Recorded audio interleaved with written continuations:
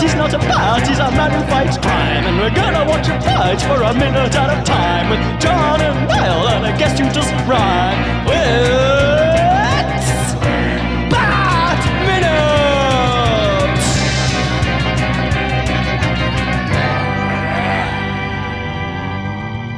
Attention, citizens of fair Gotham, and welcome once again to Bat Minute Forever, the show that is here to verbally kiss your ears 3 days a week.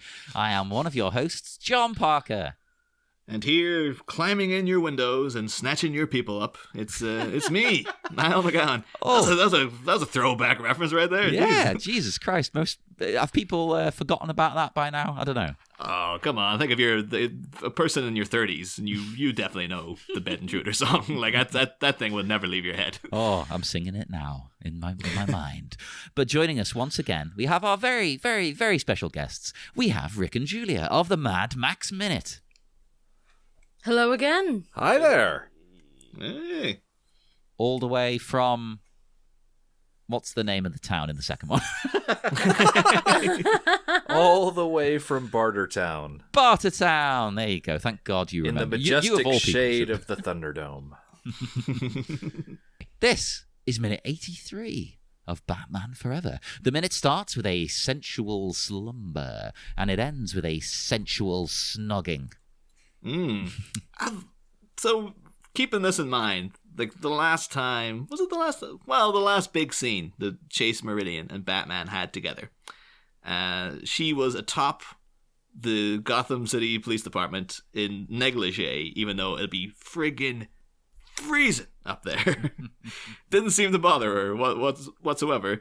Now, apparently, she's up like, I'm assuming this is up like, 30 stories or something? Sleeping in a very, very thin, blanket. Well, not even a blanket, just sort of a cover. It looks like a top sheet.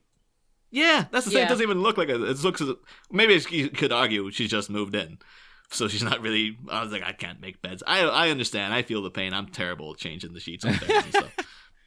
But she's just like, the hell with this. I'm just laying that down. And then I'll lie underneath that. But considering that this, as we'll see in like the upcoming weeks, this is supposed to be October in Gotham because it's trick or treat time at Wayne Manor in a couple of weeks.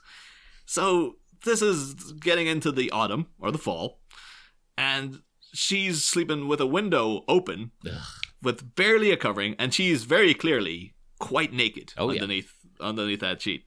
So it's like Chase Meridian. I don't know if this is some sort of masochism or whether she is actually like a weird version of Mr. Freeze in disguise or something. It's like, my God, she must be so cold in there. No, that is something I thought about as well. Because is this just in films, right? Or you guys can confirm. In America, is this a thing? A lot of people in movies seem to just sleep with a sheet. And over here, that's like largely unthinkable. You need the big, thick, full... what do you call it? We call Comforter? it a duvet. I don't know what you call it. A duvet, yeah. No, we call it a duvet over here. You too. do? Yeah. Okay. Okay, because I feel like if you're sleeping like this in America, you're going to be in the southern part of the states. You're talking about the southeast, the southwest, where it gets warm and like humid on the southeast, very just hot in the southwest. Yeah, I think it's more about humidity, actually, than temperature. That makes sense, yeah. Because I know sometimes during the summer when it's hot and humid and gross, I don't want anything on top of me when I sleep. But I do. Like, for the comfort of my own sleep, I want something on top of me. Oh, yeah, you can't be just lying on the bed. That's weird to me. It's creepy. Right, that's the weird. Monsters will get me. Yes. So there have been times when I have slept just under a top sheet. It's not my preferred way because it's not cozy. It's not soft. No, it's But horrible. I have done it. Oh, the only time I've ever really done it is when I lived in Pakistan. So that makes sense. And I don't like sleeping with the window open either. I was reluctant to do it even there. It creeps me out. It's weird. I did do it there because it was so insanely hot. But then all you can hear are insects, and then the mosquitoes get it. You're like, jeez. I mean, it's even worse, though, considering, again, like how cold this would be. But it's also like, this is Gotham City, and you're a well-to-do, wealthy doctor. Why are you sleeping with the window open? Like, it's as if you're just inviting trouble into your house. Well, in Gotham, yeah. Well, she's falling in love with Batman. She is inviting trouble. That's true. I'm just wondering, though, she's hoping like some mugger is going to break in or something, and she'll just be like, "Oh, Batman, come and save me," or something. That's the whole. This is every night. This isn't just because she said to Batman, "Oh, my place midnight." This is like, oh, I'm like every night. I'm hoping that someone will break in here. We also got to consider that Gotham City is just that. It's a city. Cities are noisy and smelly and all hours of the night, cars going by. So you know that there's probably some guy honking his horn, yelling at another guy on the street. It's the middle of the night, but still like, what are you doing? Carrying on. Some homeless guy in the alleyway singing or shouting about frequencies and looking for people to meet up on the street. Well, maybe that's her version of white noise. Oh, yeah. Maybe one of those machines. Yeah, She lives alone. So if the windows are all closed, it's just silence and there's nobody else there. And maybe she doesn't like that. Maybe she likes the feeling of things going on around her. I get that. I've lately just started sleeping with my Amazon Echo, doing different sleep sounds. So I've tried different ones. I've settled on rainforest sounds. They're really nice. So now every night I have to have those rainforest sounds on. The white noise was odd. I liked the whale sounds. My partner hated them. She said they were creepy. But I mean, they are kind of creepy, but I like that because, it's just something going. But yeah, so rainforest sounds are good. White noise weird. You can get traffic and things. Maybe that's her bag. Maybe that's what she I'm a big fan of ocean waves. Yeah, waves are good. The wound Rick usually does with me. just the fan going. And That'd in the be good. winter, the fan is pointed at the wall. Yeah. But it's still going. You just want that And then sound. in the summer, we turn the fan around. I kind of enjoy the sound of a ticking clock. Oh, I know a guy who pathologically cannot stand a ticking clock. Really? Oh, see, I like noise and I like rhythm. So I like repetition. That's probably what he hates. Yeah, I think that's I've sat in rooms with him when the TV's not been on and stuff, and he's just like, "What is that? How can you take that?" I'm like, I've drowned it out. I don't even know that it's there." A cultural touchstone that you guys aren't privy to. Saturday Night Live did a sketch once with Kenan Thompson where he is a businessman on the road and he's going to all of these different hotels and he's having a really hard time sleeping. And so they advertise, instead of a white noise machine, a black noise machine. Okay. And it basically just plays the sounds of a noisy and crowded apartment building of like noisy neighbors and, muffled heavy bass rap music and old people complaining across the hall. Yeah, that's great. Which is, I guess, what Dr. Chase Meridian would want. Yeah. She just moved here, right? She has. Is it ever discussed where she came from?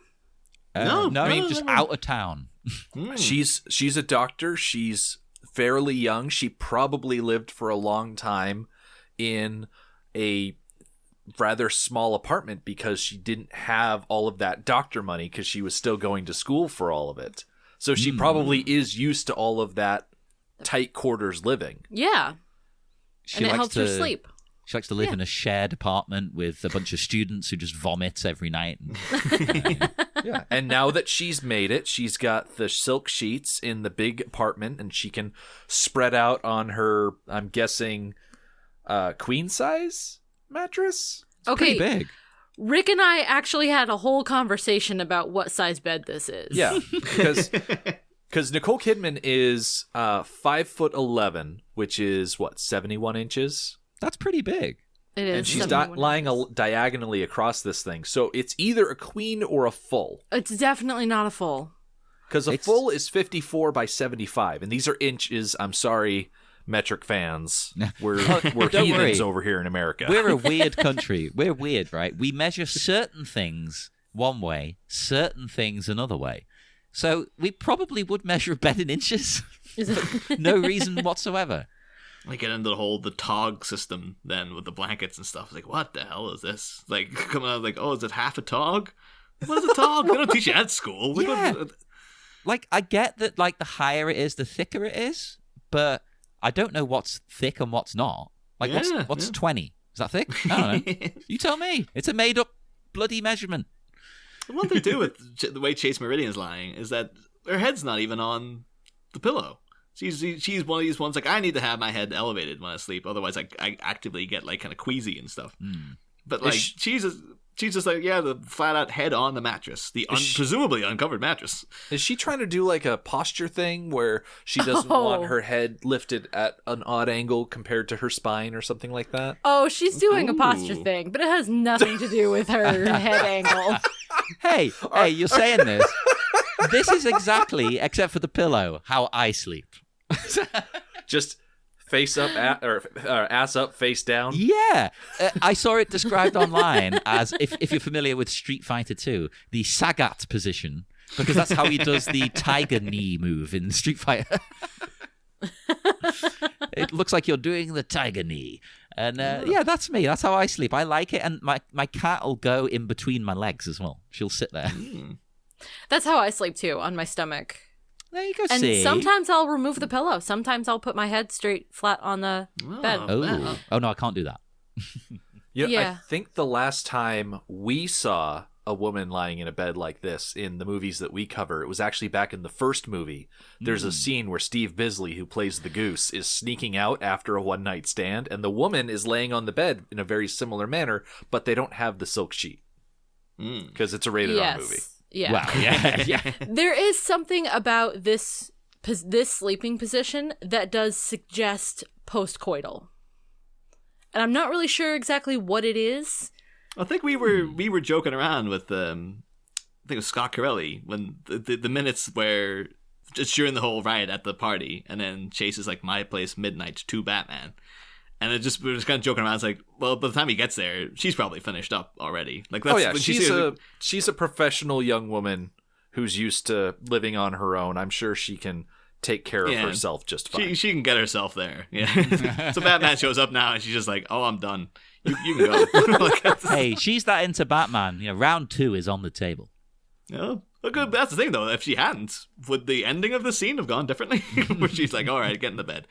But actually, in talking about that as well, little note of difference from the Bachelor draft, the first draft of the movie, where this scene actually comes much earlier. They have a scene, and it actually doesn't have anything to do. Comes earlier.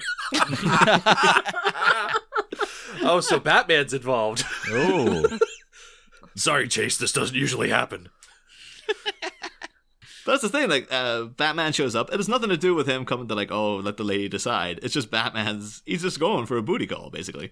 And so it says, Batman's silhouette. She gets up and quickly goes to the windows and opens them. She's in a diaphanous? I've never seen that word before. What? White nightgown. He's in black rubber. The moon, the wind. They kiss as Chase leads him into the bedroom. Music begins. She goes to remove his mask. He stops her. And then it just cuts. Chase's bedroom later, post-coital. Chase stands at the window, pulling closed her robe. Batman is before her. And then she touches his mask and then says, does it ever come off? And he's like, no. And so that seems to be indicating, like, oh, they totally banged. And Batman kept the mask on the whole time. Hey, and I don't know if he had like a zipper down there where he was just taking out the meat and tube edge, or if he got off all the gear and he just had the mask on. No, it's a situation where the bat suit has a top and a bottom, just like we discussed on Monday. Yeah. You just remove the bottom part because then you get to keep all of that injection molded plastic sculpted torso. Ooh, because sexy. Like, we got to see Val Kilmer. It's not like he's flabby, but he lacks the definition that the suit grants him. Yeah. He doesn't look as dehydrated in real life without the suit on. Yeah, I wonder, is she into that, or is she like, can you put that back on? Keep the top part on. Well, that's the fact she attempts to take the mask off in the scene, and he goes no. That's like an indication that would say that Chase Meridian is interested in the man behind the mask and whatnot. But it's I don't know. Just like, the thing is, like, I'm quite thankful they cut that because, like, there's no, even if they have it the way that is there, it was just like, oh, she lures him into the bedroom, and then it cuts to them afterwards.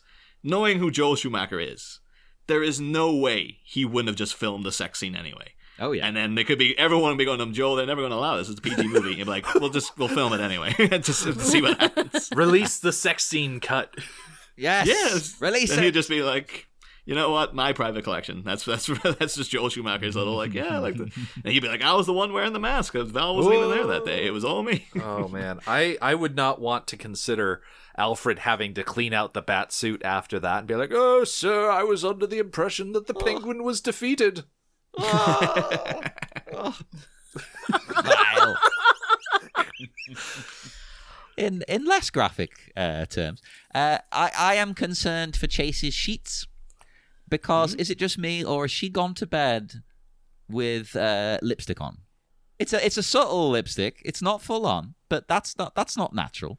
Yeah, it's very like Batman showing up in his molded plastic. I guess she's got to dress herself up too if she knows there's a rendezvous happening. Hey, So those like, sheets are doomed. She's gonna wake up. It'll be smeared everywhere. maybe that's why she's only got the top sheet on, because she's like, I'm not getting my good blankets smudged by this by the lipstick and whatever this asshole is going to be packing. True. So she's like, yeah, just like stripped it all down to just bare bed with just this old sheet I've got. I love this as well because she obviously sees Batman coming, as we've mentioned. She wakes, spies him, goes over there. This scene is great, though. Like how slow it is, coupled with the music. It takes on a really romantic quality, a classic movie feel, I thought. Like romantic as in like a bodice ripper novel type romantic. That's what I was imagining more like, like a woman getting ravished by like a hunky pirate, like that kind of book, basically. Coming to the window. Yeah. It's almost kind of like you can see like the cogs whirring in the people's heads of like, okay, so we got a surly teenager who's kind of hunky to appeal to like the teenage girls in the audience. You got all this crazy action stuff to appeal to like the nerds and the comic book people. And you got all the the zany characters and whatnot. You got all you got the darkness to appeal to the fans of the previous movies. You got the colorfulness to appeal to the fans of the 60s show. Mm-hmm. And then we just have this random scene where it does turn into like as you could put it, Rick, like a bodice ripping romance novel that would be aimed at like 40-something housewives. Yeah, I was about to say, what is the Venn diagram of women who say this is their favorite scene and women who bought the 50 Shades of Grey novels? Is it just a circle? This was a gateway to that. I mean, Julia, you're the only woman here. Like, is this your favorite scene in Batman Forever, or no? Because it has Batman in it. Oh. It's okay. Her asleep in bed, looking comfy and cozy. That's my favorite part. That's goals for you. You want to be that comfortable. Quick question: has anyone ever had silk sheets here? No. I've slept on them once and it was horrible. Okay, I've always wondered because they seem to be like the epitome of luxury. Yeah, but I don't get it. Are they really that great? No, and this is going to be graphic. We might have to edit this down now. But if I wasn't doing this, let me just say. But if you were to make love with these sheets, it's slippy. Yeah, I was going to say there's no traction. There's no purchase. You can't, you're going to be all over the place. Terrible. Yeah. Well, maybe that's the way she wants it. Maybe. She likes slippy intercourse. Yeah. Well, some people, yeah, I guess. I mean, it makes sense if you are using the silk to sleep on and you like the texture against your skin. Yeah. Like that I understand. I mean, obviously you're not going to have Chase Meridian sleeping on like cheapo flannel sheets from Walmart or something like that. Like what is it? Is thread count higher the thread count the better? Yeah. Yeah, so she's not going to be sleeping on like 300 thread count cotton sheets. Oh yeah, these are probably like 2,000. Oh yeah, baby. Thread count. Something crazy. The best of the best for Chase. Yeah. Then you got the absolute best. You get it has to be over 9,000. So I'm doing all the old internet callbacks today. Now we just need to get in a reference to what's up. And that gopher turning around. Like, there you go. It's here too somehow. I also really love here, though, the way Batman, he's got a kind of vampiric quality going on. He's coming to a lady at night to her window. He's not entering, but he's seducing her from the window. she has to invite him in. It is odd, though, because she does have an open window that is presumably on a shared balcony. And yet Batman chooses to go to the closed window. So maybe it is like it's a bit of chivalry in some way, or just manners, where she's like, well, I'm not going to just walk in without you inviting me. He cannot go in unless he's invited. Exactly, because he's a Batman. He needs to be like to invited. imagine Chase Meridian having some sort of stereo in that room, and she's just playing Melissa Etheridge. Let's re-edit this scene, Niall, and upload it with that playing. Just softly in the background, come to my window. I like to imagine a version of this where it's the classic old sitcom trope where Bruce was getting all his love advice from Alfred earlier, so he's shown up to her window with the earpiece in. Yes. Don't just walk in, sir. Just go to the closed window. Over the last month, I've watched a lot of Seinfeld, so I could just imagine, like, Batman showing up like, what's the deal with these shared balconies? Then in his ear, Alfred's like that, you gotta tell her how you feel. You gotta do it, Batman. That screeching George Costanza voice. But the next minute when she's just like, oh, there's someone else, it's not you, and he has this sort of taken aback look, it's just because Alfred's on the earpiece going, oh, abort, to get out of there. I'd love it. And Alfred should be like getting him to read poems, and he can't quite hear because there's interference, and he's messing it up. It's like, he's actually insulting her. Oh, Chase, I desperately want to make love to a schoolboy. No, you idiot. Oh, that'd be perfect. It just makes you think of that episode of Blackadder in the third series where Blackadder is getting the prince to read love poems. No, he's reading them for the prince. Sorry, it's the other way around. Because Blackadder actually has the gift of the gab. The prince doesn't, because his version of flirting is to be like, let's get it on, you saucy minx. So Blackadder's like, no, leave it to me. I will woo her for you. But that's one thing, though, actually, we'll bring up as unrelated to what's happening on screen at the minute.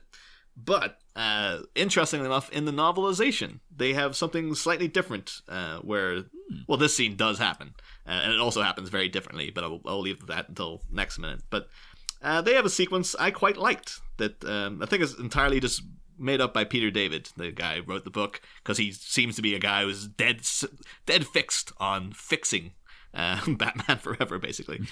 And it brings up one of the things that I've bemoaned the whole movie. Well, me and John both have. Of the kind of... the lack of immediate threat of the Riddler, where he's a bit like, he's not, he's a bit, what he's doing, the whole blackmail thing and getting in your head, that's fearsome, but it's not, like, scary, in a big way. But they actually have a scene after Bruce and Alfred in the Batcave, where this is. There's a sequence where Gordon is interrogating one of Two-Face's goons, who they picked up from the riot earlier at the Enigmatech party. And he's actually interrogating him with one Detective Harvey Bullock, who makes a little cameo in the book. Would have been weird seeing Harvey Bullock in this movie, because I guess he would have just looked like Eckhart from the first movie. Oh, God, yeah. And Gordon just be like, I don't know why, but I really don't like you, Harvey. Like, there's something about you. But basically, they're grilling this guy, and the goon is basically saying, like, I would love to give you all this information, but I can't, otherwise I'll be cooked. And they're like, oh, cooked how? And he's just like, I don't know, but they just, like, they'll know what I'm doing. And then eventually the scene reaches a climax where Gordon offers him, immunity from prosecution and all this kind of stuff. And the guy's like, okay, guarantee it. Gordon's like, guaranteed, providing it pans out. And then the guy says, goon is called Taylor. And Taylor says, oh, it'll pan out. Because I can tell you that you can find those. And then it says, suddenly his eyes went wide. And Gordon says, Taylor? And then it says, he seemed to be looking inward, his entire body shaking. Then he started to scream, his head snapping back and forth, as if something were inside his head, trying to eat its way out. Ugh. It's like Scanners. Kinda, yeah. Taylor's head lolled to one side, his tongue hanging slightly out, his eyes staring at nothing. Every so often, a slight twitch indicated that he was still alive, but that was all. Word would quickly spread, and anyone else who was even entertaining the notion of ratting out the Riddler and Two-Face got the message loud and clear. And it says, miles away, the Riddler removed the helmet that had connected his mind to the subcutaneous implant that all of their henchmen, in fact, carried with them, unbeknownst to them. The one that had given Nigma full access to Taylor's entire thought process, not to mention the ability to blow out his neural pathways at a whim. And then the Riddler sighs and says, it's so difficult to find good help these days. And that to me is like, yeah, that's the kind of stuff I want, where you're seeing a much more immediate threat of the box, where somehow he's got essentially like a little chip, a self-destruct chip. That's not even a chip, it's just a thing that's implanted psychologically in his goon's head, presumably done through the box. And if he can do it to them, he could do it to anybody. And he leaves them, not even kills them, he leaves them brain dead. Just at a flight of fancy. You could be against the Riddler, and he could be on Claw Island going, all right, this puts on friggin' Cerebro or whatever, tracks you down, boom, you're done. And I like that. That's like, there you go. He's much more of a threatening character immediately now, because, yeah, this guy can get in your head, and he can do things to you, physical things that'll destroy your entire life by just within seconds. And, you'll never even see it coming and stuff. I love that. That's great. But no, the movie just sticks with the whole, like, oh, you can get your bank codes and your little white lies and all that sort of stuff, which is something. But, I would have preferred that myself. Definitely. You need to add more of that stuff to this film. What do you actually think of, because he's not in these minutes, but what do you make of Jim Carrey in general and as the Riddler in this film? Oh my gosh. I think he's Jim Carrey. Yeah, it's hard to separate the actor from the character.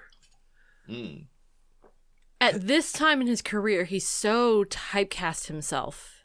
Yeah. As the zany, larger-than-life, very cartoony type character. And yeah, it's hard to separate that. Like, were you ever like a big Jim Carrey fan? Like, was it just as soon as he landed in the 90s, you're like, oh dear God, no.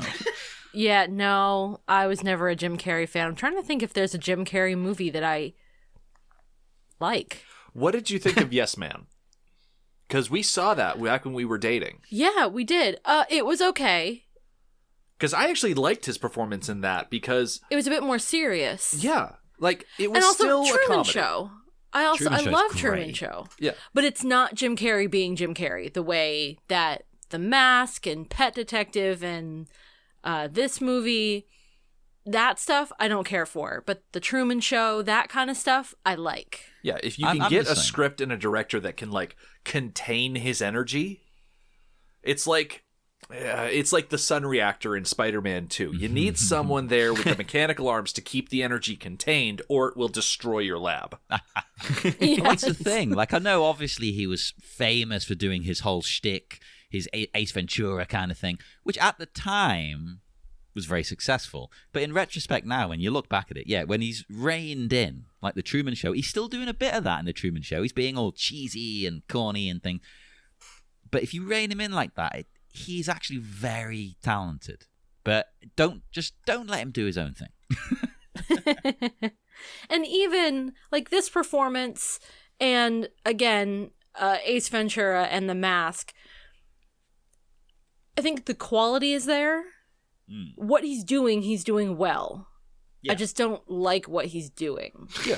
It's like the guy who rides around wearing a Darth Vader mask on a unicycle playing flaming bagpipes. What he's doing, he's doing very well. But what he's doing is not something that I would necessarily seek out for my personal entertainment. Yeah. And that's why I actually defend him when some people, when we're talking about this movie, will say, oh, he's awful in that movie. And I'm like, no, hang on, no. He's just doing the character, yeah, because he's just doing his Jim Carrey thing. That's what they wanted. That was what sold at this time in history, for whatever reason, good or bad. That's what they wanted. He's doing that, and he's doing it to the best of his ability. There's no point at any point in Jim Carrey's career I've never heard, or even I've never seen him in a film where it doesn't come across like he is giving 100%. Yeah. And I've never heard any reports where people are saying like, oh, he was really half-assed in this performance, or this was a quick paycheck for Jim Carrey. Yeah, he's not Adam Sandler. Yeah, it always seems like if he's there, you're gonna get the full thing. Like you've paid for Jim Carrey. It's like, all right, well, I'm gonna show up and I'm gonna do the stuff. Jim Carrey does not half-ass anything. He whole asses everything. He will make that whole ass sing. Literally. Little do you know, I record this podcast out of my butt every week.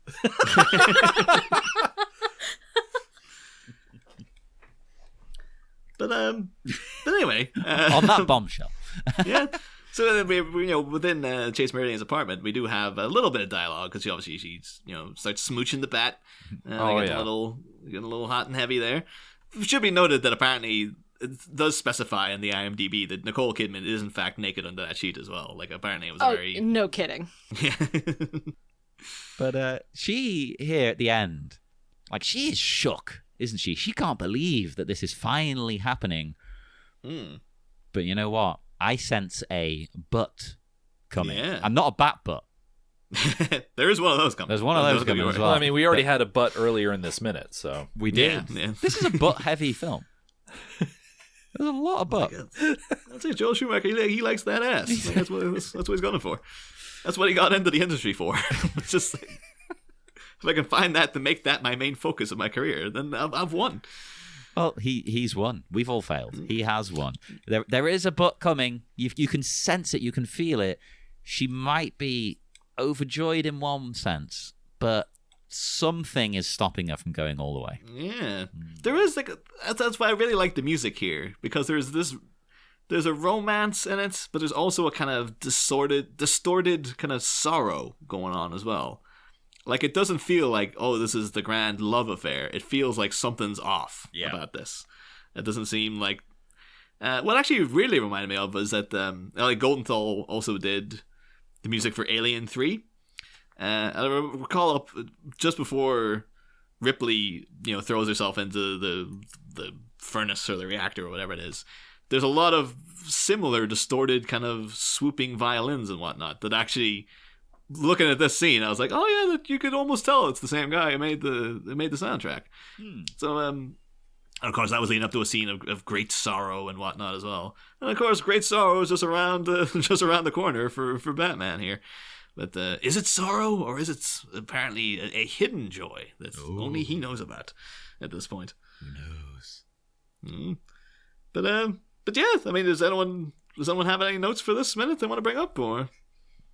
Well, just that, this is a great showcasing of Val Kilmer's gaping mouth portrayal of Batman. That's pretty much the only face he does for most of the film. Yeah. I gotta ask you guys, though, because you did, you spent a lot of time looking at Australian actors. And shockingly enough, actually, the thing is, I believe Mad Max 5 is something that's potentially going to be rolled out, hopefully, in the near future. Yeah, there's been a lot of talk about Mad Max 5 as well as the Furiosa prequel.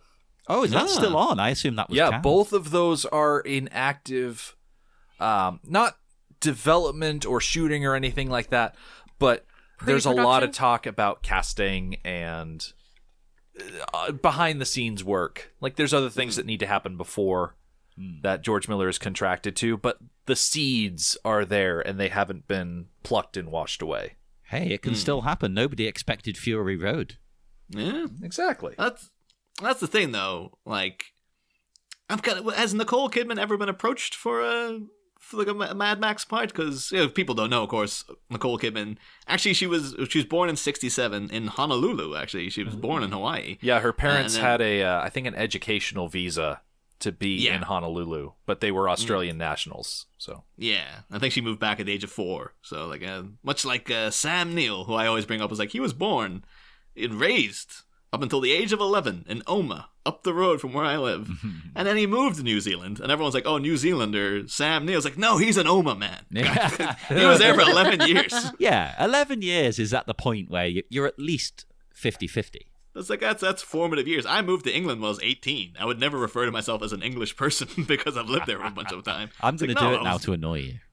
Yeah. If anybody wants to catch some early Nicole Kidman content, though, one of her first movies, because the movie that made her big was BMX Bandits, but in same year of 1983, she was also in a little movie called Bush Christmas, which we covered on the Mad Max Minute as part of our hiatus content. Oh.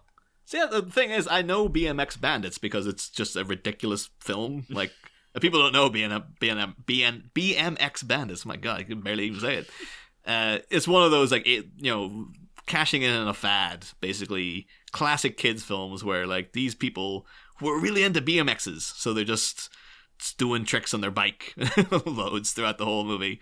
They get wrapped up in, because they're kids, they get wrapped up in some criminal espionage with walkie-talkies, and they have to save the day through the power of BMX and things like that. And Nicole Kidman's in it, and then it's one of those things where, like, every time it'll cut to a montage of, like, an insanely 80s song where they're all doing tricks, and then suddenly, like, very blatantly a fully grown man dressed up as Nicole Kidman in a helmet doing all the tricks and stuff. They didn't even get a woman to do that. I think it was the same. It was back in the 80s. I think it was the same with Flashdance. I think it was like it's a guy doing all Jennifer Beals moves. It's just like, it's like, if you can't tell, then who cares? Well, I agree. Yeah, who cares? But that's the thing, though, because like BMX Bandits would capture the public attention, but the Bush Christmas is a thing. I saw it on the IMDb, and I was like, but is it worth looking at for at least like a sort of, oh, this is ridiculous kind of quality, or is it actually like a good film? It's got some genuine sincerity to it. Yeah. I'm intrigued. I don't remember what our recommendation was at the end of the episode. Yeah, neither do I. But I don't think it offended us. No, not remembering and it's is a bad sign, right? like goofy or extreme in any way. It's a very like kind of low key type of movie. It's a Christmas movie. Yeah, that's but not, the best way to describe it. It's not a Christmas movie the way like Americans would expect a Christmas movie to be. It's no Elf. Yeah, it's not a Hallmark Christmas original. Okay. See, we like misery at Christmas, so it might be more up your alley. That's the thing. Is the big things that always happen in the British soap operas, where like someone Dirty Den's getting divorced, Dirty Den, that's a good or one. like I remember it was Arthur Fowler on EastEnders got sent to prison on Christmas Day. Christmas, yeah. That was the Christmas special, was beloved characters going through hell. Because it's like, hey, isn't it a weird juxtaposition that everyone's supposed to be happy at Christmas? Yeah. And look at this guy, he's getting his teeth kicked in while he's down. And our most beloved children's Christmas film is an animated one about a snowman befriending a young boy, and then the next morning the boy wakes up for another day of adventures with him, and he's melted and he's dead. Yeah. So, there you go. It's one of those pesky one-day winters that you get in England. I will say, though, like, I would, of course, I'm completely up for more Mad Max if hopefully, fingers crossed, it does get made. Mm-hmm. I would love if Nicole Kidman showed up in it, and instead of driving a car, she was just riding around in like a souped-up BMX the whole time. Yes! It actually turned out that, like, it's the same universe. BMX Bandits and Mad Max are a shared cinematic universe where it's the same character. She could be the ruler of the Rock Rider gang. Yeah. I could see Nicole Kidman showing up in the Furiosa prequel because they mention Furiosa's mother in Fury Road, and we never get to, like, meet her. And from the talk that I've heard, they want to get the young woman who played the main girl in The Witch, or The Vavitch, as I like to call it. Great. Anna Taylor-Joy, yeah. Yeah, they want to get her to play young Furiosa, so you could get Nicole Kidman to play Oh, you totally Furiosa's could. mom. That would work really well. I'd love it. Yes, do it. If you don't, I'm not watching the movie. I'm assuming there'll be only flashbacks and stuff, though, because I imagine Charlize Theron's not there. There will be uproar, because people loved her in the role in particular, I believe. Or they plan just a flat out like, no, it's all prequel. I think it's I don't know. just full on prequel. And I don't know But I that really Charlize don't Theron know. signed a multi-movie contract. Tom Hardy did. He signed a 3-picture contract. That makes sense, though, because you don't want other characters coming back, I don't think. It's got to be Max. No, that's part of the Mad Max universe, is that we're following him traveling through the world, and he never meets people again and again. His world isn't that stable. No, and he comes along, he saves the day, and he leaves. They should have Charlize Theron pop up again in a random different part. As is also Mad Max. Yeah, right. Pull a Bruce Spence and just have her be someone else. That confused the hell out of me. Oh, they got Mortan Jones. Like that's the guy from the. Like you can barely tell with him, to be fair. Yeah, that's really like, that is the guy from the first movie, right? That's a fun way of doing it. Whereas when they literally just use the same guy and he looks the same, you're like, what? It's just like, it's Charlize Theron, but she's wearing a different hat. What's going on? For the record, I checked it out on IMDb, and the Furiosa movie is listed as Untitled George Miller Furiosa Spinoff. It does have an entry. It does not have anybody in the cast and crew. Oh. So, at this time, Charlize Theron is not contracted to be in that movie. No. I would have felt, though, she would want to do it, because I imagine that role probably did her a lot of favors to people. Like, it was a lot of big movie, a lot of acclaim and stuff, but I guess we'll see. We will see. Oh. Before we go even more down this rabbit hole, we should probably depart for now. Yeah. We'll head off into the dark, dark night. So, yeah, plugs, whatever. Just, you remember them from last time. I can't be bothered. Friday, you'll get more. We'll be back on Friday with another minute, and... oh, will we have the same guests? You'll have to tune in to find out. That means probably yes. It's just going to be Rick and Julia on pretending to be different people this time. Completely different characters, but being played by the same people there. So that'll be wonderful stuff. Join us again on Friday for more lovely bat fun. Next time. Nobody knows it, but you've got a secret smile. An inamorata by a veranda delivers the old "it's me, not you," while promptly telling the Batman to shoo. But while a courtship competition concludes with Bruce Wayne for the win, can the Caped Crusader conceal his clandestine grin? Find out Friday. Same Bat Pod, different Bat Minute. Ba-da-da, ba-da-da-da-da-da-da.